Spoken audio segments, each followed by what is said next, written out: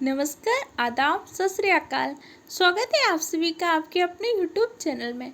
आज की क्लास में हम सीटेट एग्जाम के लिए जूनियर लेवल साइंस को डिस्कस कर रहे हैं। अगर आपने अपने साइंस के लिए सिलेबस को डिवाइड किया होगा तो सामान्यतः ये टॉपिक है जो आपको डिस्कस करने हैं। इससे पहले जो आपका भोजन टॉपिक था हम डिस्कस कर चुके, द्रव की अवस्थाएं डिस्कस कर चुके, दैनिक उपयोगी पदार्थ डिस्कस कर चुके। अब आपको सजीव जगत और मानव कार्य इन दोनों टॉपिक को क्या करेंगे, हम एक में डिस्कस करेंगे। क्योंकि आपको पता है कि सजीवों को क्या कर सकते हैं, हम 3 पार्ट में सामान्यतः डिवाइड करते हैं। सबसे पहला आपका क्या होता है, जंतु विज्ञान। दूसरा होता है पादप विज्ञान। तीसरा होता है आपका सूक्ष्म विज्ञान।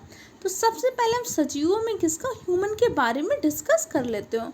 और आपके टॉपिक में क्या है, ह्यूमन के रूप में मानव कार्य करके एक अलग से टॉपिक ही दिया हुआ है। तो हम सजीवों में सबसे पहले मानव के बारे में डिस्कस कर लेते हैं। मानव के अंदर डिफरेंट टाइप के जो सिस्टम काम करते हैं, तंत्र काम करते हैं, उनके बारे में डिस्कस कर लेते हैं। ये आपका मानव कार्य करके अलग टॉपिक भी दिया हुआ है और सजीव के अंदर भी आपको डिस्कस करना है। और इससे क्या होता है, 4 से 5 नंबर के क्वेश्चन भी आपके एग्जाम में पूछे जाते हैं, इसलिए इस टॉपिक का वेटेज अच्छा है। इसके अलावा अगर आप केवीएस एग्जाम की प्रिपरेशन कर रहे हैं तो भी आपके लिए क्लास बहुत ही हेल्पफुल रहेगी। तो इन सारी चीज़ों को देखते हुए अपनी क्लास को स्टार्ट करते हैं। परिसंचरण तंत्र क्या होता है, इसकी खोज कैसे हुई थी, इन सब चीज़ों के बारे में इससे पहले की क्लास में डिस्कस कर चुके थे। अगर आपने अभी तक उस क्लास को नहीं देखा हो तो चैनल की प्लेलिस्ट में जाकर देख सकते हैं। आप देख सकते हैं इसमें मैंने क्या किया था, जितने भी इम्पोर्टेंट एनसीईआरटी के इमेज है उन सबको भी लगाया। आज हम परिसंचरण तंत्र के प्रकार और हार्ट के बारे में जानेंगे। हृदय की संरचना क्या है, हृदय की कैसे काम करता है।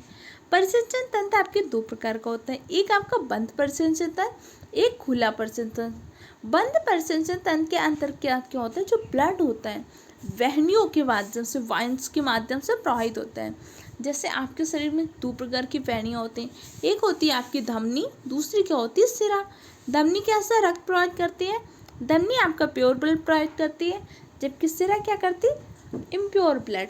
प्योर ब्लड क्या होता है, ऑक्सीजन युक्त रक्त शुद्ध रक्त होता है और कार्बन डाइऑक्साइड युक्त आपका अशुद्ध रक्त होता है। और खुला परिसंचरण तंत्र के अंदर क्या होता है, ब्लड बिना किसी धमनी या बिना किसी सिरा के माध्यम से प्रवाहित होता है। जैसे आपने घर में एक छोटा सा मच्छर मारी है, आप छोटा सा मच्छर मार देते हैं तो ब्लड क्या होता है, आपके हाथ में लग जाता है। लेकिन कोई हमें मार दे तो उसके हाथ में ब्लड नहीं लगता, जब तक कट नहीं होता, जब तक हमारी धमनी या सिरा में, हमारी रक्त वाहिका में कुछ कट नहीं लगता, ब्लड आता है नहीं आता, क्योंकि हमारे अंदर क्या होता है, बंद परिसंचरण तंत्र होता है। ये समझ में आ रही कि नहीं आ रही, अगर कोई दिक्कत हो तो कमेंट सेक्शन द्वारा पूछ सकते हैं। तो सबसे पहले हम हार्ट के बारे में डिस्कस करते हैं। एक हृदय एक ऐसी संरचना जिसको साइंस से लेके हिंदी साहित्य के कवि तक सब डिस्कस करते हैं। 13 साल से लेकर टीनेज से लेकर सब हृदय के बारे में विभिन्न प्रकार के इमेज, विभिन्न प्रकार की इमोजी। बॉडी का एक ऐसा पार्ट है जिसमें ना जाने कितने प्रकार के इमोजी। हार्ट की संरचना जो सामान्य रूप से आप इस तरह के मानते हैं ना, हार्ट की संरचना, ये आपकी हार्ट की संरचना नहीं है। हमारा हार्ट कैसा होता है, बंद मुट्ठी के आकार का होता है। हृदय हमारे एक थैली से सुरक्षित रहता है, उस थैली को कौन से कहते हैं, पेरिकार्डियल नामक थैली। और हमारे हार्ट का जो वेट होता है लगभग 300 ग्राम का हमारा हृदय होता है। हमारा हार्ट क्या होता है, 4 चैम्बर में डिवाइड होता है, जिसमें आपके 2 आलिंद होते हैं और 2 निलय। इन दोनों के मध्य में क्या होता है, एक वॉल्व पाया जाता है जिसे हम बोलते हैं द्विवल्नी कपाट। अब जैसे हार्ट में ब्लड आ रहा है तो ब्लड जाने के लिए क्या होते हैं, वॉल्व लगे होते हैं। ऐसा तो नहीं कि सारी प्रोसेस मिक्सअप हो जाए, प्योर ब्लड इम्प्योर ब्लड आपस में मिक्स हो जाए, ऐसा होता है, नहीं होता। हमारे हार्ट में पाया जाता है एक कपाट जिसे हम बोलते हैं द्विवल्नी कपाट या वॉल्व कहते हैं। शरीर से हृदय की ओर रक्त जाने वाली महिला क्या होती है, सिरा। सिरा क्या करती है, सिरा आपका इम्प्योर ब्लड लाती है। तो इम्प्योर ब्लड कहाँ पे है, हमारे शरीर में। तो जो कार्बन डाइऑक्साइड युक्त ब्लड है कौन लेके आती है, सिरा। उसके बाद शुद्ध रक्त का कहाँ पे होता है, ब्लड प्योरीफाई कहाँ पे होता है, आपके हार्ट में।